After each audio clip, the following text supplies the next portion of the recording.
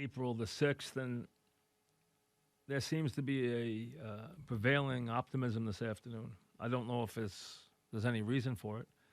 There seems to be rumblings that the president's going to make some announcement today that will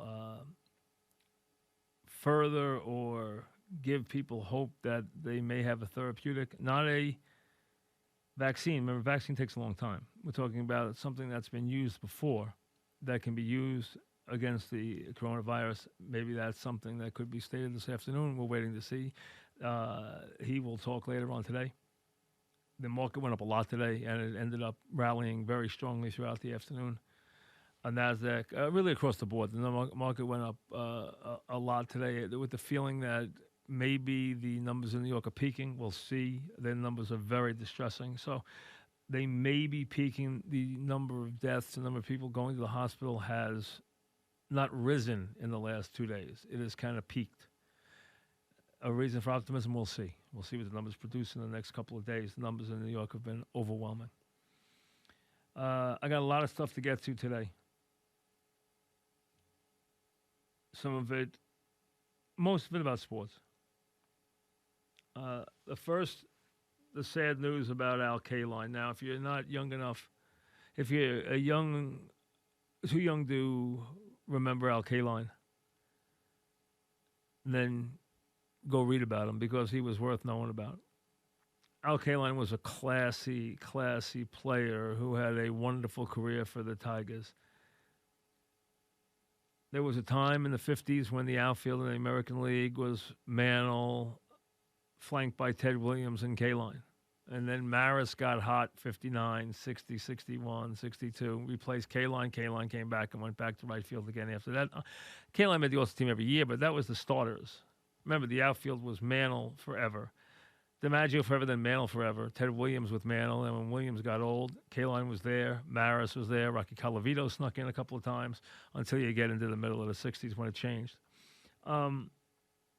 But you got 55, 56, 57 when it was Kaline, who won a batting title, the youngest American League ever to win a batting title at a very young age. He came up from Baltimore, never played in the minor leagues, went right from high school to the pros. Played right field, 18-time All-Star, 10-time Gold Glove winner, 3,000 hits, 297 lifetime batting average. Wasn't a slugger. I don't think he ever hit 30 homers in a year. But he was a classy line drive hitter, fielded his position very well, had a wonderful arm, and was a legitimate 300 hitter. Classy line drive hitting outfielder for the Detroit Tigers, and really missed the Detroit. Won number 6, which they retired. Tigers hadn't retired numbers. They retired his number 6. He worked as a broadcaster for a long time. I mean, he was Mr. Tiger. He really was. The great Kaline, gone today at the age of 85. Good life. Wonderful player. That was baseball. When you think of those days, when you think of Kaline in the outfield. When I think about 68. Remember, he got hurt in 68, and he wasn't playing. And there was debate whether they would put him in the World Series, and he said, "Hey, I don't deserve to play in the World Series. I didn't earn that this year. I should be on the bench." And Mail Smith said, "No way. You're going to the World Series. We're playing Kaline." Tigers wind up winning the World Series against the coming from behind to beat the Cardinals. Kaline has a really good series, 11 for 29, 2 homers, 2 doubles, 7, 8 RBIs. Had a really good series in his one World Series. All those years played in one World Series for the Tigers. Hit 297. I think of him as a 300 hitter. I think of Mantle as a 300 hitter. Mantle hit 298. He hit 297. I think of him as a guy who just sprayed line drives all over the place. I don't think of Kaline as a home run hitter, although in Tiger Stadium he did hit 399 over a long time. Over 2 decades. But, everybody had their team. Ted Williams was the Red Sox. Mantle, obviously, was the Yankees. Kaline was the Tigers. Killebrew was the Twins. Kaline. Great player. Really consistent, wonderful line drive, hitting, classy fielding. Just a really good player. 3,000 hits, the whole bag. Hall of Famer, the whole thing. I mean, he's Al Kaline. You think about it. You think about somebody playing right field, you think Al Kaline. The golf made some announcements today. If you're wondering about stepping out of this craziness and thinking about the world coming back and how that's going to happen, it's not easy to look at. I'm going to look at it with you in a couple of minutes, though. But here's some new dates that they'll try to shoot at. Doesn't mean they're going to happen. Obviously, what goes on in the world will make that case. The British will be, just like Wimbledon is going to be canceled. They're not going to play it this year. They're not going to try. The PGA now is going to try and go, from May, is going to try and go August 6th to 9th. The U.S. Open at Wingfoot is going to try and go September 17th to 20th. And the Masters is going to try and go November 12th to 15th.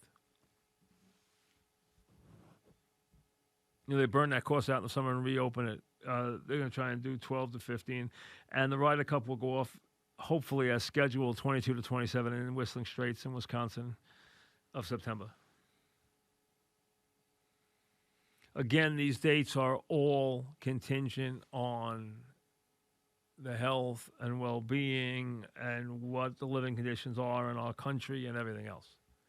But they're trying to scramble and have a golf season.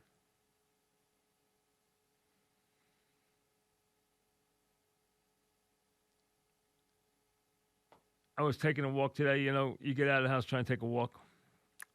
On Saturday, I think people were like, "Oh, what are you doing playing golf? You're telling me you want to stay home." When I would say that I was playing golf, I meant that I was, taking a walk on the golf course with a couple of clubs is what I meant. I live near a golf course, so I go out, walk the golf course, take a couple of clubs and just, knock the ball around a little bit on a couple of holes. Today we just took a walk. Nice day. But I was thinking about, because I did a couple of interviews today. Did one on CBS television, a little earlier in the news with Otis. And I was thinking about what sports it'll be easy for and what sports it'll be really hard for when they try to open up. When we come back, whenever that is, and I don't think it's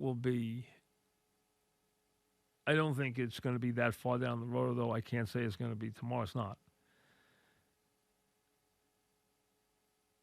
And Cuomo said today that he was going to keep everybody in place to the end of April, no matter what, in New York.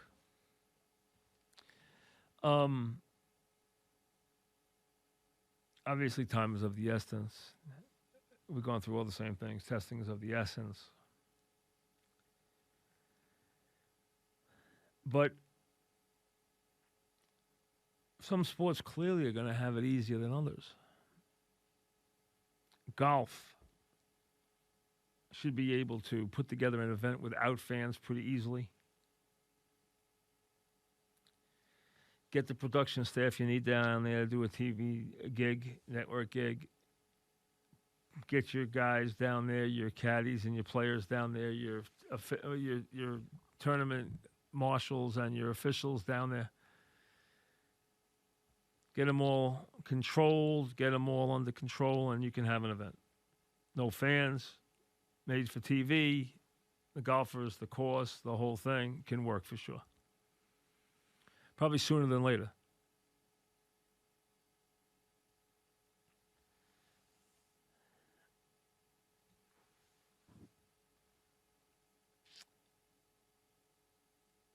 Basketball, the NBA,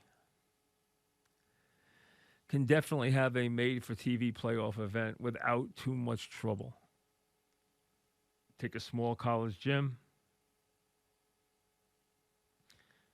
You can basically use the dormitories, clean the dormitories, scrub them down, test your players. You can pretty much control and protect the colony of players, management, the people who would need to broadcast the games, and the cameramen, and whatever few smattering of officials you need otherwise. That would be it. No fans, no media. And you could have one site in the east, one site in the west, and players go back and forth to the dorms on the campus floor, and you could play the thing to the finals and then move the final to a different site and play the finals, which whoever's got the best record, and then play 7 games somewhere in that city. Doesn't have to be in a big arena, though. You don't need the big arena to just do TV. Unless you're having fans, you don't need the big arena. I think the NBA could pull that off. I already told you that I think golf can pull it off pretty quickly. I think college football cannot pull it off unless the colleges are open and operating like normal. Otherwise, I don't think it happens. Hockey, two countries. The premium that ticket sales puts on the revenue for hockey is enormous. I just don't think hockey works there. I think baseball has a tough time.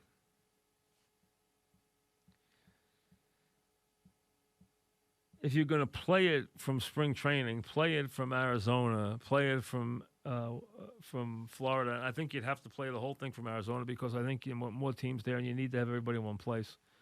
If you're going to play it, say, on the Arizona Trail and activate a bunch of spring training camps for games and play real games there, I think it would lose its charm real quickly. I really do. And I don't think the ballparks add anything to it. See, in basketball, you could use a little 3,000-seat arena, light it up, and you could play the games and protect the players.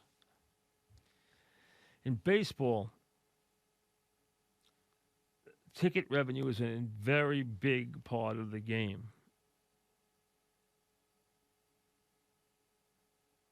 And with that being down, and then having to play in these stadiums, because if you don't play in a real big ballpark, you really mitigate these statistics.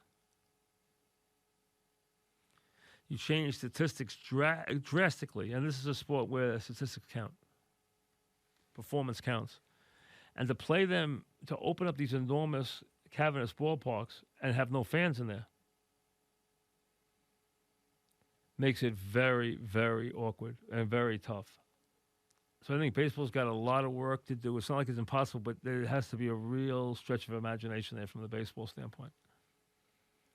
And then you come to the NFL, which, without any question, could easily play just for television, but not just for television, for all aspects of gambling, both legal and illegal. And then, of course, for fantasy, all that generating a tremendous amount of money without it selling a ticket. But the NFL makes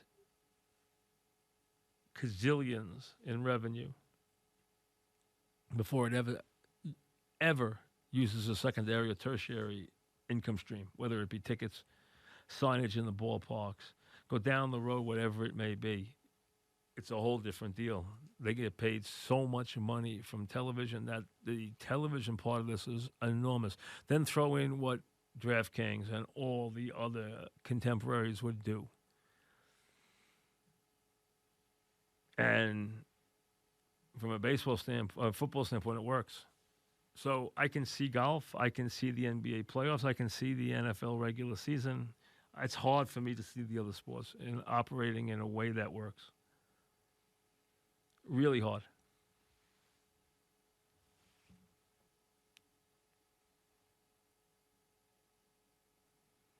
Not impossible, but you have so many things you have to take into account.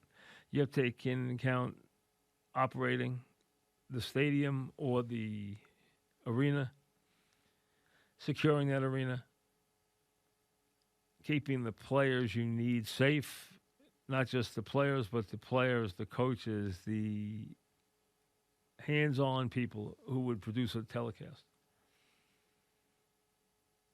Very tough. Very tough. So here in this environment, some sports lend themselves much better than others do.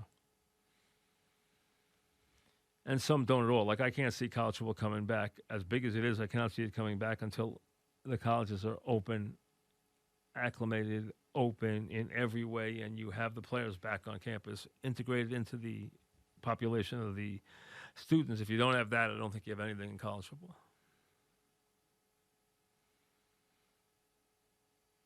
I think that has to be there.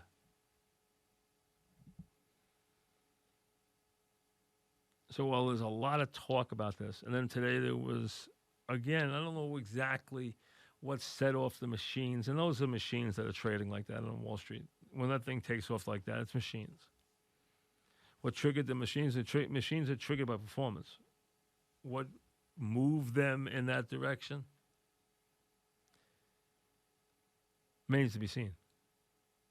A lot of people think it has something to do with a therapeutic drug, and hopefully that's the case because we really need that.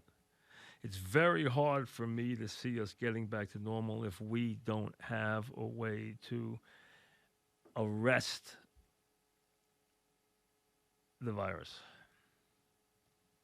That is the way out of this. Testing is, but obviously we're very slow to draw there. And then the other thing you look to is some kind of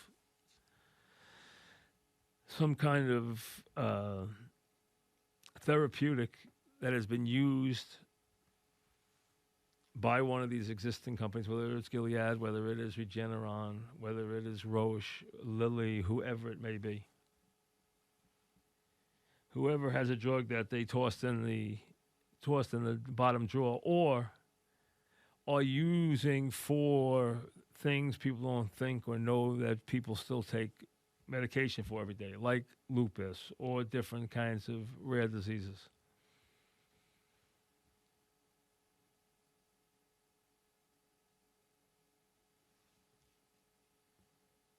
Very hard. Very hard to not take that under control.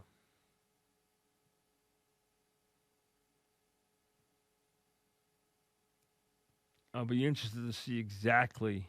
Now, I know today the president's probably going to be very excited about the stock market going up. That's his thing. We know that. But he would be more excited if he had a reason to tell you that you can open the country up. And he'd love that reason to be that he came up with some kind of therapeutic that they think would work. Now, I don't know how they would know it would work already, but that's open to some debate. At least it was last night. And that was an awkward moment when he wouldn't let Fauci talk. When you have a guy up there who's number one, who you build up and everyone knows as the voice of this pandemic, but also a guy who is the number one infectious disease doctor in the world. And he's asked a direct question, and the president doesn't let him answer it because he knows the answer is not what he wants to hear. Crazy. Absolutely crazy. And this was a crazy day, but also an eventful day. It seemed like everybody, after getting some bad news this morning, got something that they could hang their hats on this afternoon.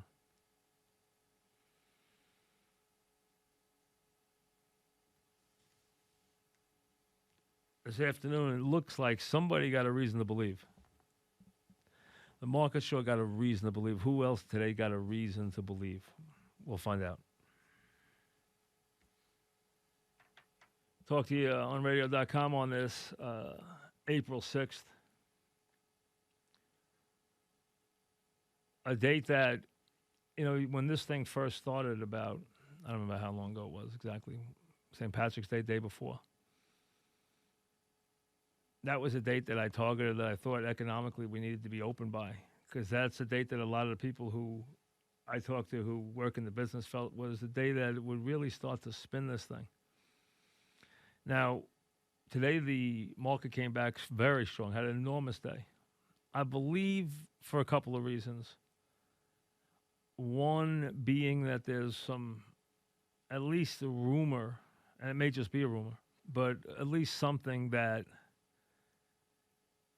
they have something, or the drug companies have something that may be working on the idea of not just the drug the president talked about yesterday, but also a couple other things that may be working therapeutically, which would be a lot of reason for optimism. The other was the idea that Cuomo today told you that we have hit the apex, or it's right there, that the numbers are high, but they have kind of peaked. We don't know that that's the case yet. We do know that numbers have surged dramatically on Long Island. We do know that Cuomo did say that the number of those that had died had stayed constant for the last couple of days, and that fewer people were going to the hospital. Now, the death toll in New York as a whole, the state, is almost 5,000. And obviously the numbers on Long Island have been going up. And yesterday, if you were listening on Sunday, you heard Dr. Schlafmitz from St. Francis Heart Hospital talk about how their rather smallish but very select, nationally recognized heart hospital, of which it is one of the best in the world and number 2 in this country behind Cleveland Clinic in most studies, how it was almost overrun with the virus, and how it was getting worse by the day. And there's no question that's been the case. And we have hit a hot spot in Nassau and Suffolk. So that has happened. That is happening right now. But I guess today there was some reason for optimism. But I'll tell you, one of the things that was distressing was the pictures that Cuomo showed today, if you saw his press conference, where so many people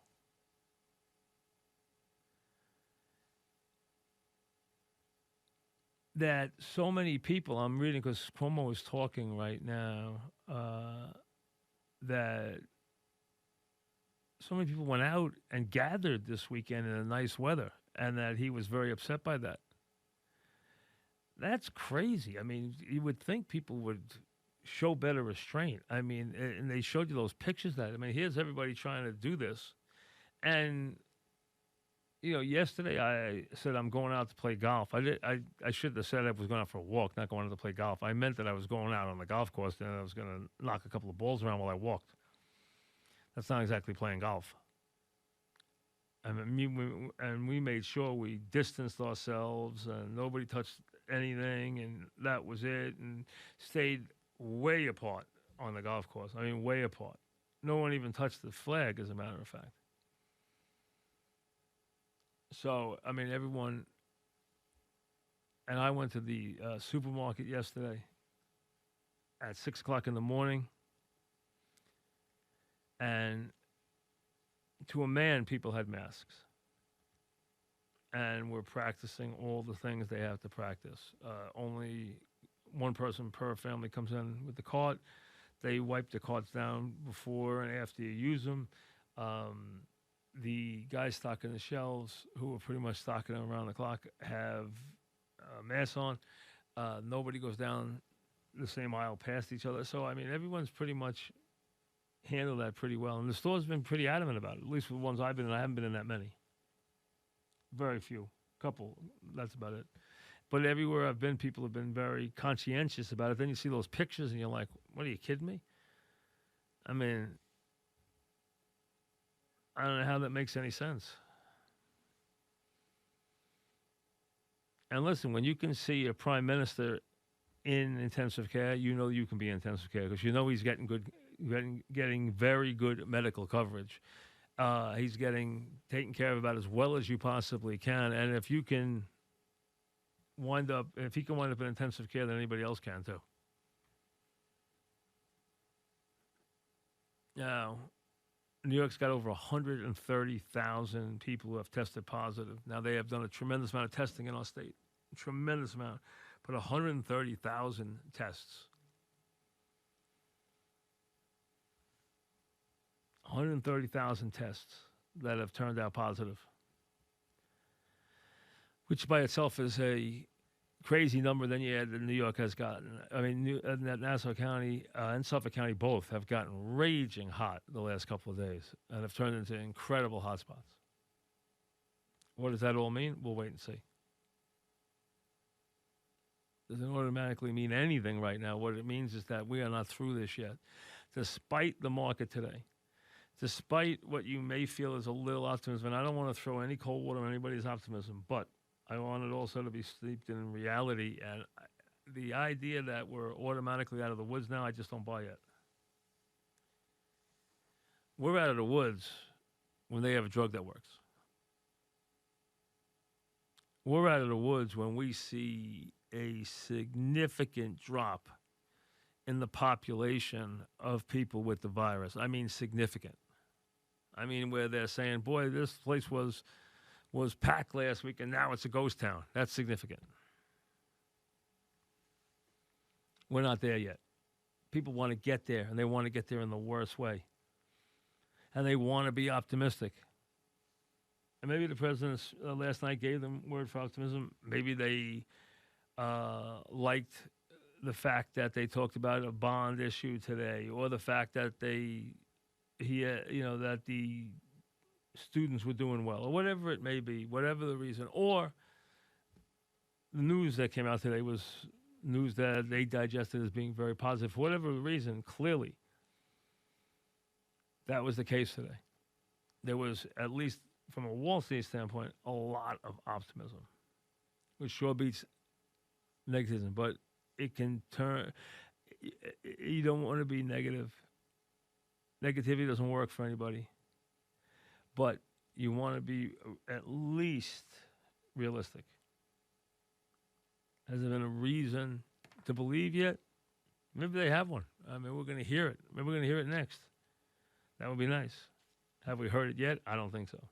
At least I don't think I have. I'd love to hear it.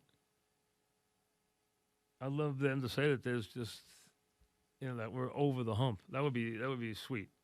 I don't think we're there yet. I don't get the idea we're there yet. Back after this. Numbers now have reached an apex, and he's hoping that the number of people going into the hospital has plateaued and the number of people dying has plateaued. Hopes. Now, we still have a lot of cases. The state of New York has 130,000 cases. The number of deaths has gone. It's basically, I don't want to say it's gone down because it really hasn't. It's really gone up the last 10 days, but it's leveling off is the best you can say right now. I would not say they're going down, the number of deaths. There's still an alarming number. They're a very big number.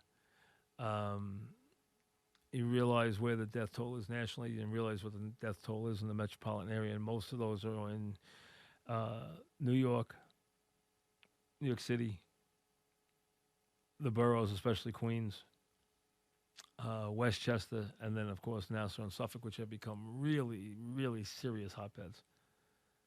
Enormously big hotbeds of late. So we need to see this happen. We need to see it calm down. Maybe that's happening. Be a great, nothing would be better than to see the president go out there today and tell us that he now is working with a company for a substance that they own that they've used on something else in the past, whether it's Regeneron and their drug that they use on arthritis, or it's Biogen, or it's some other company. Whatever, whoever it is, who cares? That's just like now we need to, if we can. I know it's not easy. It's not easy for these guys to go into those press conferences where some of them have developed a real anti, or at least a if not a total, at least a contentious relationship with the president, if not something worse than that. They realize he doesn't like to get questioned. That's their job. And some of them are pit bulls. There's no question. But the problem is, on one side, you have some reporters who will go out of their way to antagonize the president at every turn, and who have no other agenda than to do that. And then you have some others that, no matter what he says, it's the greatest thing since sliced bread, and it's like listening to Pence for 20 minutes. You can't see Pence get up there now. The press conference has been going for 20 minutes. And then all of a sudden, Pence gets up there and spends the first 5 minutes patting Trump on the back. He just like he can't take it. He really can't. In that somber voice of his, you just can't take it. It's terrible. That part's just dreadful. Dreadful to watch. Hey, the bottom line is, any way you slice it, the president's going to get judged on this event. This is going to define his presidency. It's going to define his campaign this fall. That what happened 4 months ago, 3 months ago, 6 months ago is not going to matter. This is what will carry the day, good or bad. It's just the way it works. That's part of being president. You know that there can be an event that will, without question, define your term. And he has one. And it will. It will in a very big way. There's no question about that. I know the general managers in football have tried to get the commissioner to move the draft back. I don't think he's going to do that, though. And I don't think he should. And I don't think I actually agree. I don't agree with the commissioner on that many things. I do agree with him on this. I really do. And the idea that they have it in a way that they can handle logistics, which I'm sure they can, and get the communications down with the teams the way they feel comfortable with, and they can do that too. They're very good technical people. They're very good at solving problems. The NFL, I think they can handle that. I don't think there's any question they'll do a good job in that regard. So I would be stunned if that wasn't the case. But I think we need it right now. I think the draft will be a positive. I really do. I think it'll be something that it'll be good for us, because it gives everybody something to pay attention to during the afternoon. And I think that's a positive. I really do. I hope they leave it. I wasn't for playing certain things at certain times in the past, but that doesn't mean this is different. This is, first of all, not an event. It's almost a made-for-TV event that has just grown enormously through the years. And they're trying to take advantage of that, and they are. But I think also they think they're serving a purpose for the common good, and I think they are. I think it's a positive. I really do. I think it's something that helps, and helps in a big way. I think that from that standpoint, everyone will view it. People don't want to view it who are used to working and never would take off and don't really care about it. When they get a chance to watch it, they will watch the whole darn thing. I think that will be the case. Because that was the big rumor on Wall Street today that was going on. He hasn't said anything yet. He did say he had some good phone calls from some of those companies, but he didn't give any information yet. If he had some blockbuster, I think he would have given it to us already. So I don't know that there'll be anything that is definitive. He did say that the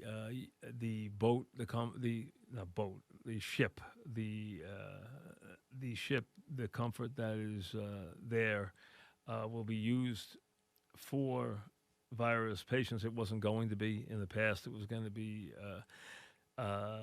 750 beds for non-virus people, whatever you might have that you right now couldn't get to the hospital for. But they've decided that they will use it for people who have the virus.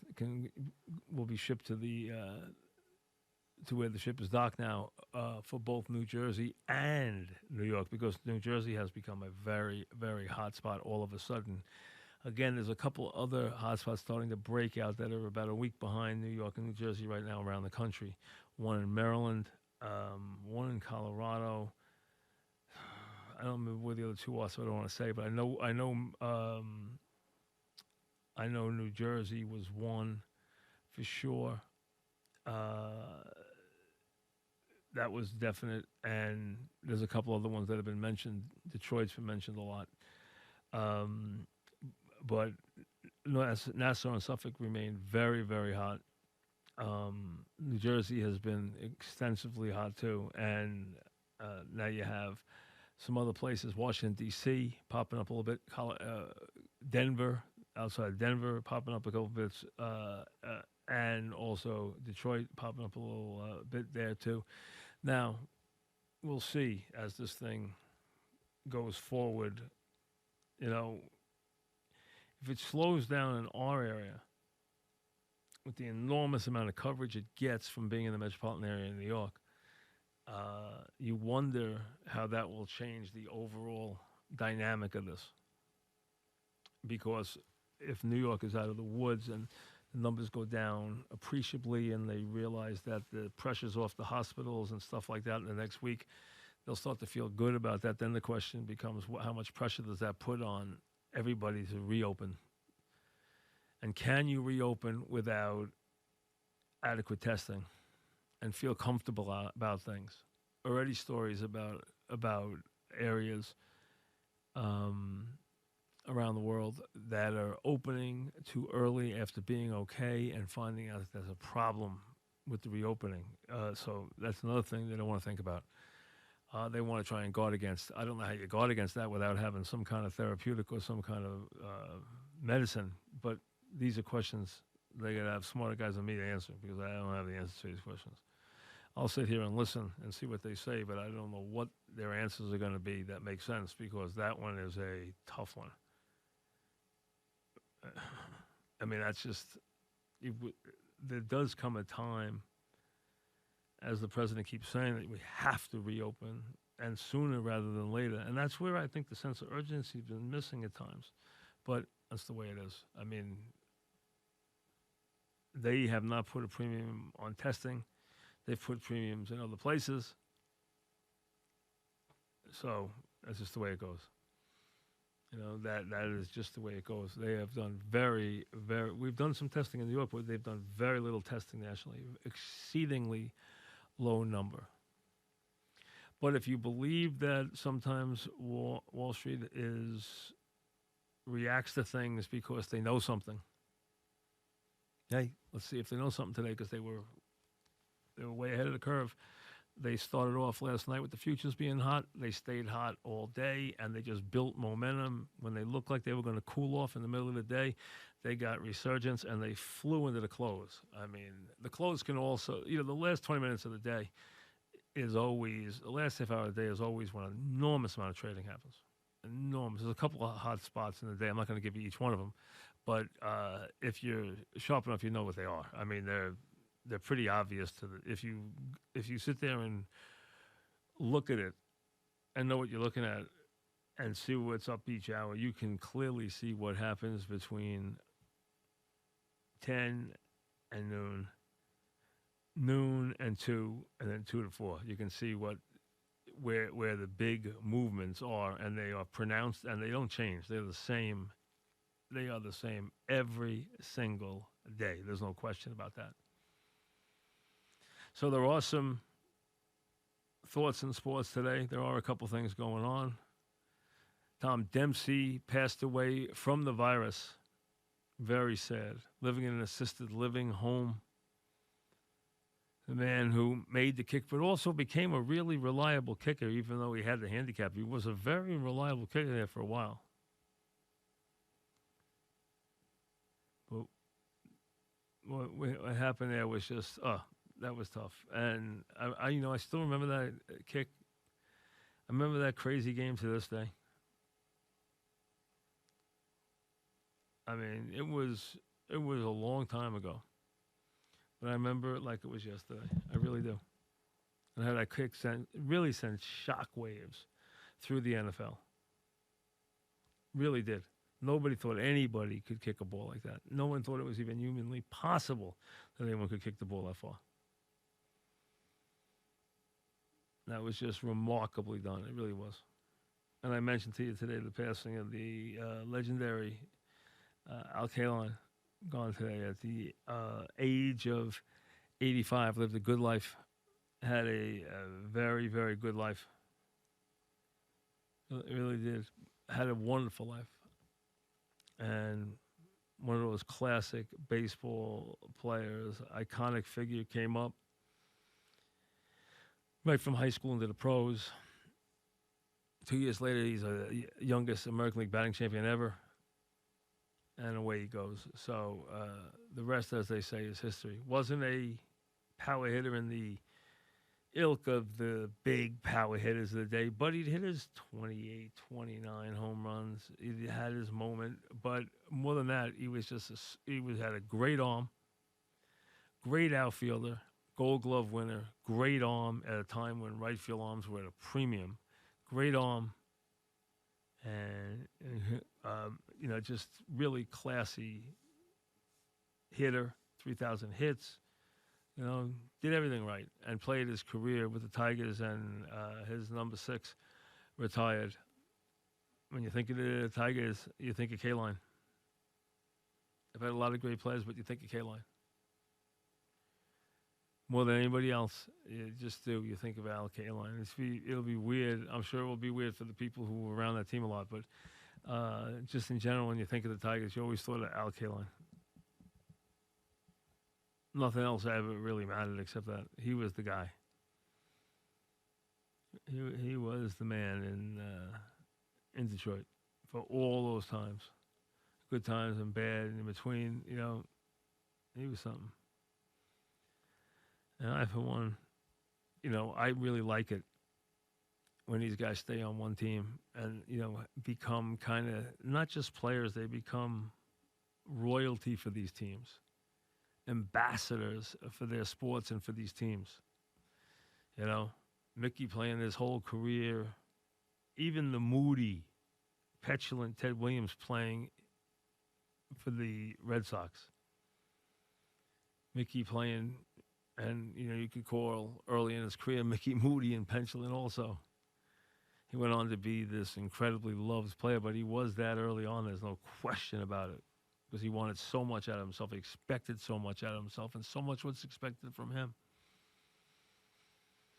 So he was definitely like that for a time. Not later in his career when it became just this outpouring of just adoration and just for everything he had accomplished, for absolutely everything. Well, Kaline had a lot of that in Detroit, too. He was that classy Tiger player. He really was. Mike's on. He's ready to go. On the Fan. New York Sports Radio. Mike's on. Mike's on. He'll get you the sports any way that he can. It's Mike Francesa on the Fan. Sports Radio 66. 101.9 FM, WFAN. And on this Monday, the 6th day of April, we come to you as we always do, brought to you by Casamigos Tequila, brought to you by those who drink it. Beautiful day out there today, folks. I hope you maybe jumped out of it. If you've been home, you at least got out of the house today and took a walk. I know there's no way really to go if you're going to do this right, and everyone's trying to do it right. But you can still go out and get a walk in. That's what I did today. It was nice out there. It was a beautiful day. And maybe, who knows, there seems to be this idea that I guess the word today is optimistic. The governor comes on today and says, hey, maybe we're hitting the plateau, maybe we're hitting the apex, the numbers have kind of settled in. The number of people going to the hospital is lessened, the number of people dying hasn't gone up. That's the first thing that has happened that's positive. Is it anything definitive yet? No, but hey, you take your little, victories where you can grab them. Then really from the start, from the futures last night right through today, Wall Street reacted very positively today, like it had some good news in its pocket. And once it kicks in, then the machines kick in. And when the machines kick in, everything goes wild. And that's what happened. The market went up like, I think it ended up 16 and change. I think it was at 17 at one point. I think it went up 16 and change. I think the NASDAQ went up almost 500 points. So you had a lot of stocks taking back a lot of what it had lost.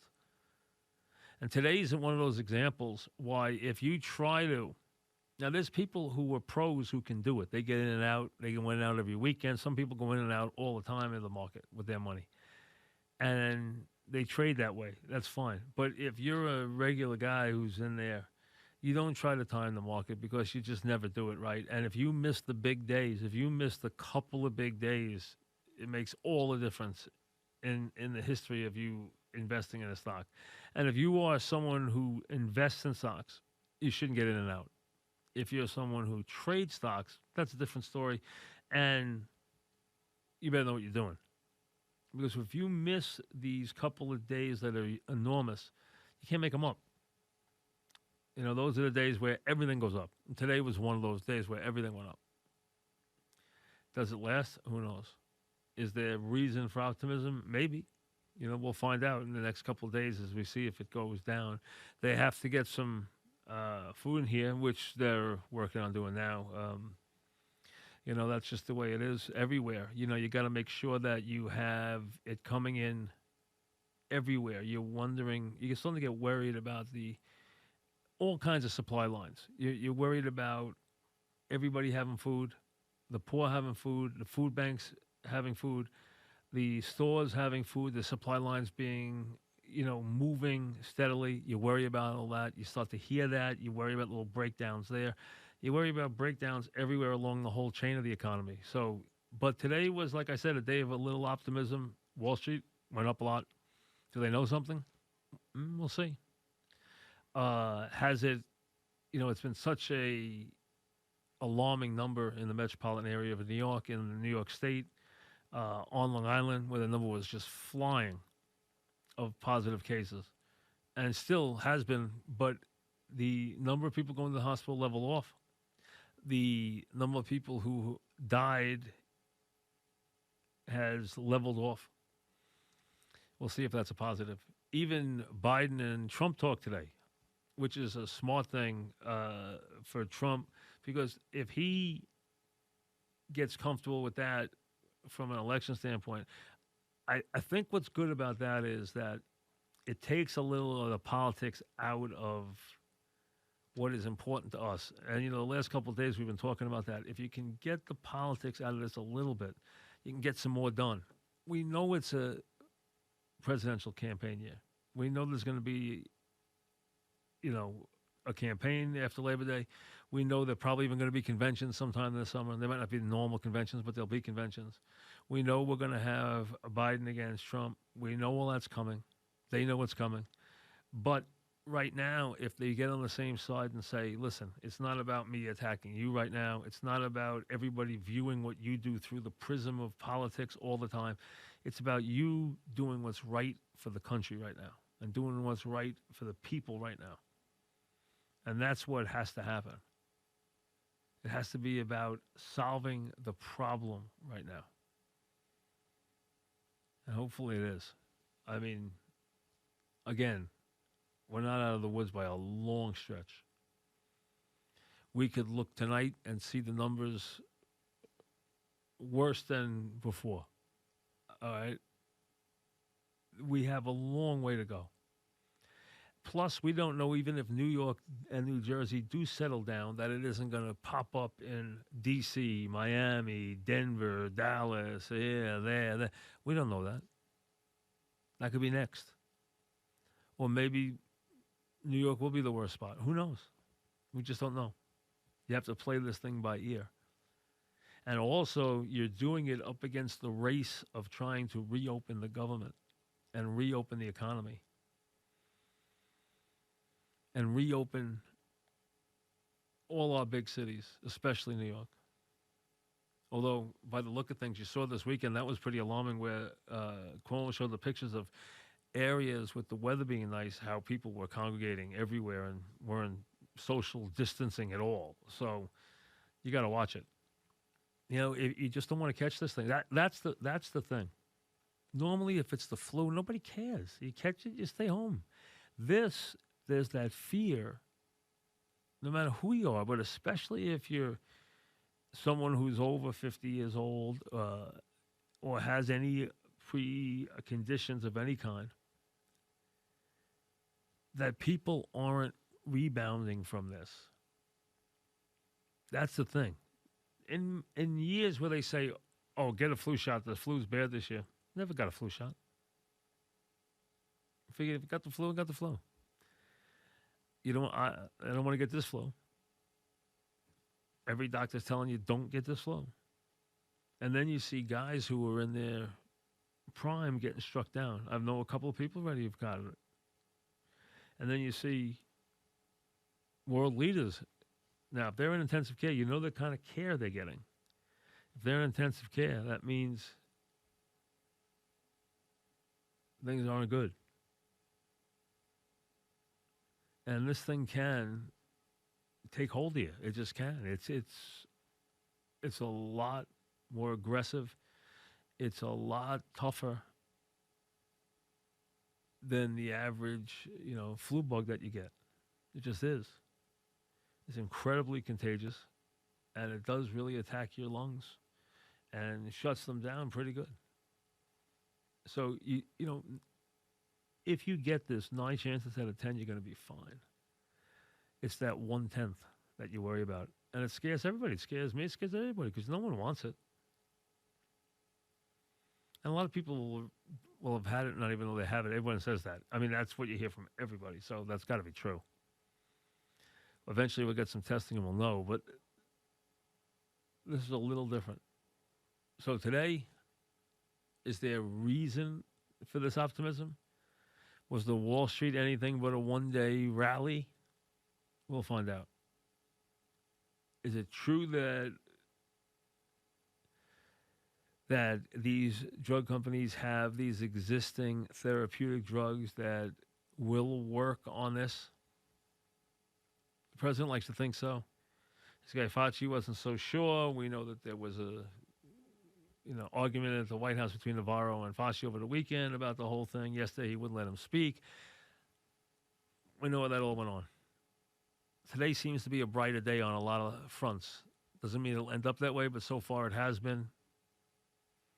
If you hadn't taken your money out of the stock market, you feel better about where you are today than you did before today. If you heard the governor today, he gave you a little reason for optimism. If you heard the president today, he gave you a little reason for optimism. Or he will here in a couple of minutes talking about the drug companies. And he's talking about the existing ones. Not the guys looking for a vaccine. That could be anybody. That could be some little company you never heard of that'll become a big company after they come up with the vaccine. Okay? Because they can make money on it. The other drugs have been in the pipeline for years, which means they're generic now. Anybody can make them. And there's no real money to be made. Maybe they could ratchet up the price a little bit, but still, the idea is those drugs are out there. Do they work?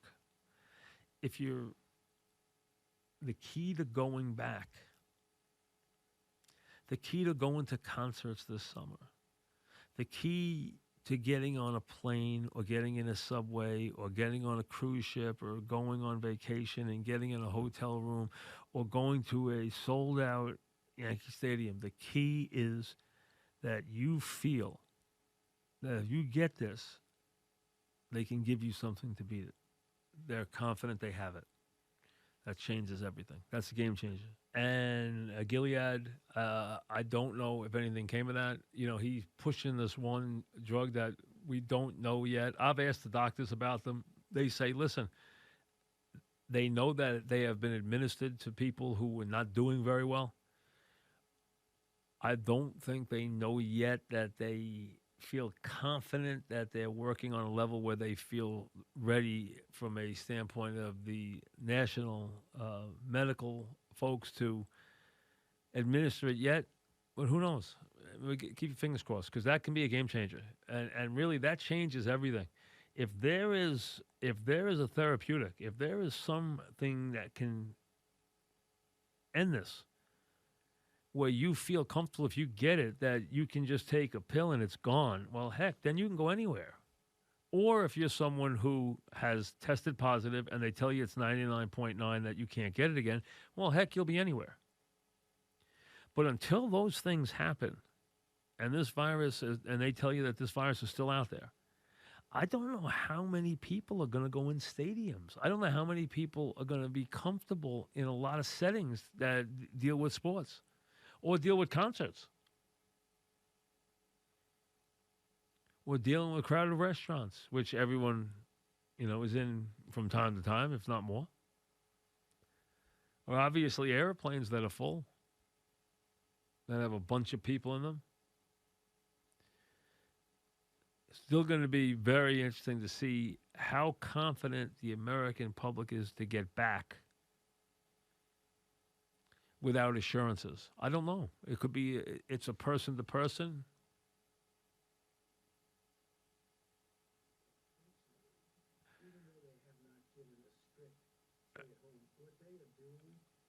I'm listening to Fauci now talk. I want to see what he said. I wanted to see if he talked about the drugs. He's talking about Biden right now, that they had a discussion with Biden, that Trump had a big discussion with Biden today, which I think, like I said, I think it's good.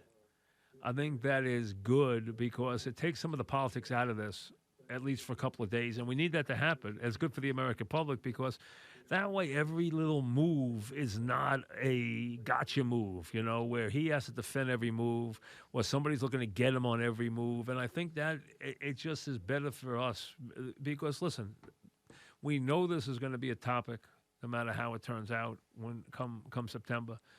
It's going to be a topic. The guys who don't like Trump are going to say, oh, he did it badly, and the guys who like him are going to say he did it well, and we'll take it from there. That's typical politics. But right now, we need to get back to work, and we need to be able to get out of the house. And I think that's what we want, and that's what needs to happen, and politics be damned. But politics plays into everything. I mean, that's what the business they're in. So, I mean, that makes it tougher. So the fact that they talk about it or the fact that you can let down your guard a little bit with that, I think that's very positive. Now, these therapeutics, and understand the difference between having a vaccination or a vaccine and a therapeutics. A therapeutics means that you have a protocol that's already been used on humans, and it could be used for malaria or arthritis or lupus or whatever, and you're thinking of using it on this virus. It might have side effects. Every drug does. But it works on this. Even antibiotics that they give you have, and one of the things being talked about here is a Z-Pack, which is an antibiotic. Everything that they give you has it. Every drug that you put in your body has a side effect. Doesn't mean that side effect's going to impact you. I mean, but they do have side effects. But the question is how bad the side effects are. And these are drugs that have been used on human beings, though. That's the question. Can they be used on this? If they can be, and they work, and they need to do these tests very, very quickly, these studies very quickly on the people who are very sick here. And there's very sick people in every hospital that reaches my voice right now in the metropolitan area. I mean, that's just the way it is. You heard Dr. Schlafman with me yesterday. If you did, you heard how many people are sick right in our backyard. And very sick. I mean, and how there's very little you can do for them. And here's a man who saves lives on a daily basis as a heart doctor. Now he's holding people's hands and just comforting them as somebody they love is, very ill and not doing better. That's the long of it, and makes it very, very tough from that standpoint. All right, let me squeeze a couple of calls in here. I mentioned Kaline dying, classy player. If you remember Kaline, he was a great player. I mean, really great. When you think of him, he's not a home run hitter, and he played in a park that, if you pulled the ball, was a great home run park, Tiger Stadium. It was a long way in center, but it was a park that if you pulled it or hit it to right or left, it was a very convenient park. Great hitter's park. He was a line drive hitter. In his prime, he was a 300 hitter with a big outfield arm in right field. Classy hitter, won a batting crown as a baby. I don't even think he was 21 when he won the batting crown. Finished second to Yogi in the MVP voting in 55. was a perennial all-star. For years, he was in the outfield with Mantle, Williams. Once DiMaggio retired, it was Mantle and Williams and then Kaline. Mantle and Williams and Kaline. Then all of a sudden, Kaline had a couple of down years. He was on a team, but he just wasn't starting. And you had Mantle and Maris and Colavito once Ted Williams was gone. And then you had, guys like that. But you'd have Mantle and you'd have Maris. And then you'd have Williams back in there. Kaline's back in there starting again. And 3,000 hits, made the Hall of Fame. I believe he made it first. I'm pretty sure he made it first ballot. I'm almost positive he did. He's a very popular player, too. Incredibly popular guy, classy guy, nice guy, very, very popular figure. And, a legendary, probably as popular as any Tiger player. I can't even think of a Tiger player being more popular than he was. That's how big Al Kaline was. He was enormous, really was. Great career. Gary and Linden, what's up, Gary? Michael, how you doing? Good, hey, Mike, up? How you doing? What's up? Listen, I wait. I knew this day would happen, and I knew you were the guy I wanted to call because I know you could relate to this. And I grew up as a young man. Al Kaline was my idol, and I lived in Jersey, and everybody was Mays and Mantle playing in the outfield, and myself and my friend were Clemente and Kaline. And I don't know how I got it, but it really, I'm sure it affected you a little bit. It affected me a lot today when he died. Like my memories of, I feel like I'm going to lose them. My mortality has come closer to me. And it's just a weird feeling when you're idle, when you're a kid, and every day you may believe you're Al Kaline, and the guy's gone. And I met him once in my life, and you're right. I met him in his 50s. He was a car dealership guy. Nicest guy in the world. And I know me and you argued about this all the time, and I'm still going to argue today. Kaline was better than Clemente. So, especially on today, Kaline's better than Clemente. I think they were a lot alike. I think they were a lot alike from this standpoint. And thanks for the call, guy. They neither one was a power hitter. Kaline hit more home runs, but Kaline I don't think ever hit 30 home runs in a season. He might have once. I'll have to look it up. I'll look it up. I don't even think he did. He played almost 20 years. He played in a great home run park. Clemente was a better average hitter for his career. Kaline hit 297. Clemente hit over 300. They both had great outfield arms, but nobody had a better arm than Clemente. I think they're both, and thanks for the call, they're both legitimate first ballot Hall of Famers. There's no knock on either one of them. I would put Clemente a little better than Kaline, but I think you're talking smidge. Kaline, 27, 27, 23, 16, 27, 15, 19, 29, 27, 29, 25, 21, 19, 16, 50. No, he hit 399, never hit 30, and that was a bandbox. Remember, the left and right. It wasn't the center. But had 500 doubles, 75 triples, 399 homers. And if I remember right, didn't he come back to try and hit the 400th home run? He came back one year, and then he left early. He tried for a couple of years to hit the 400th home run. If I remember right, he came back just to try to do that because there was hitting 400 homers and having 3,000 hits was a big deal, and he had 399.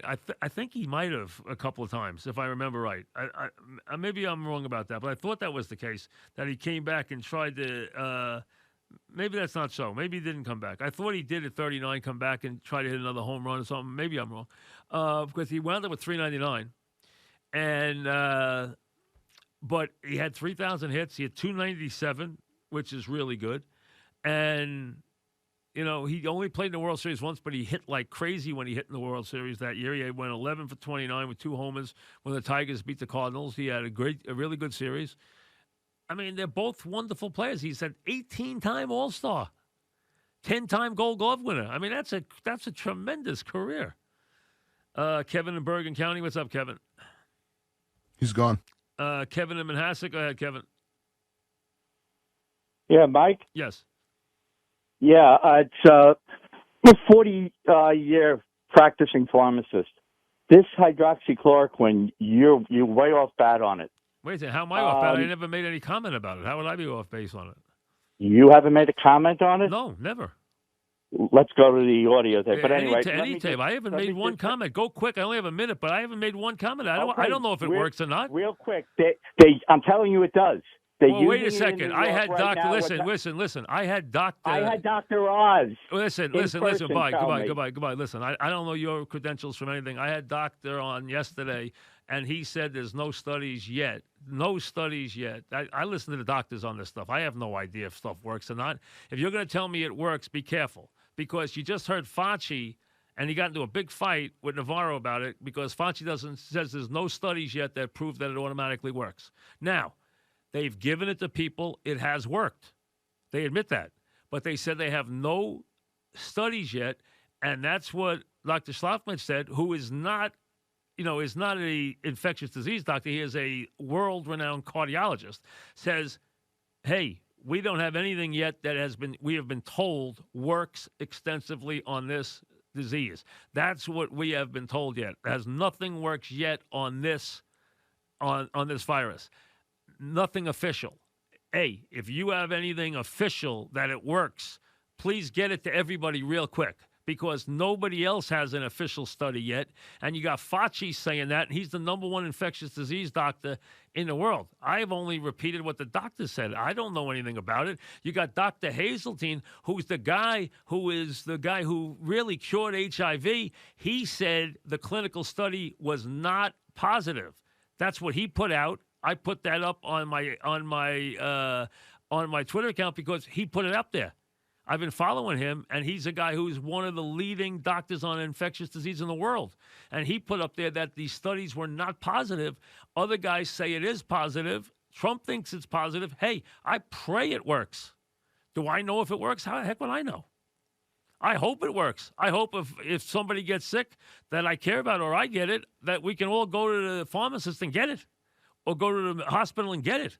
That's the key.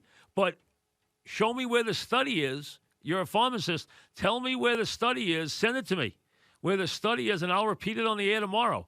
Give me the study, the official study that says that it works. Because according to Fauci, there isn't one. Now, if you know it and he doesn't, that's not a good situation for him, considering he's the number one infectious disease doctor in the world. All right? Sorry we're out of time, but again, that's why with calls with this stuff, you got to be careful. Now, that's why I want to hear more about this stuff. I hope it works. I hope one of these things works. That could be a game changer. We all get back to work and get back to what we like. That would be the best thing that ever happened. Of course, we're brought to you every day by the good folks at Casamigos Tequila. Brought to you by those who drink it. We will see you tomorrow. Again, we'll keep our fingers crossed on that. I'm going to listen to see what the president says about that right now. And I would be the happiest guy. And that guy who called, if you have a study that works, please send it to me immediately. I'd love to see it. We'll see you tomorrow.